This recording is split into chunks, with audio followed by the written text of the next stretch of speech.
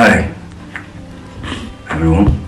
Hello to whomever might be out there in Etherland receiving this transmission. This is my first experience within the world of social media. I've never done any of this before. I don't think I've really ever felt any particular reason to until now. Now is the time to open up a dialogue, as the threat of this invisible enemy has already caused immeasurable tragedies and enormous damage to people's lives.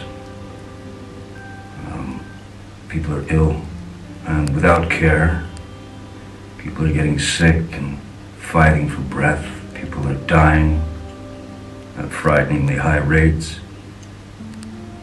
Many are unable to provide for their children and their families as a result of this hideous global pandemic. Some have lost their jobs, not only their jobs and their only source of income, but many have also lost their businesses that they've worked long and hard to maintain for many, many years, and some, far too many, are living on the streets with no protection, no shelter, with no option of self-isolating at all. And so I feel we need to try to help each other throughout these dark times, these trying times, for those we love, for our community, for ourselves, for the world, and for the future. And I know for the moment it feels like both of our hands are tied behind our backs, and to some degree they are. But our minds are unbound and our hearts are not chained, and we can care, and through caring we will help each other and we will prevail.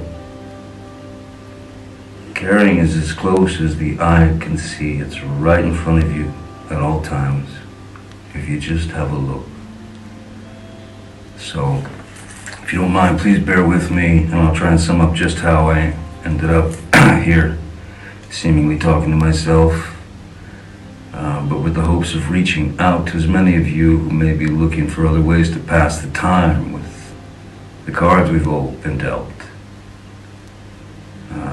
So for those of you who can tolerate yet another message of goodwill, here we go. First and foremost, and above all else, stay safe, stay well, and stay inside your homes. We need to make the best use of this time by being close to those we love, and despite our dire circumstances, we cannot and must not succumb to shutting down and giving in to what feels like hellish quarantine monotony. We need to keep ourselves curious, as this time in isolation can be used for great learning. And remember that today is today, and that's that, you know.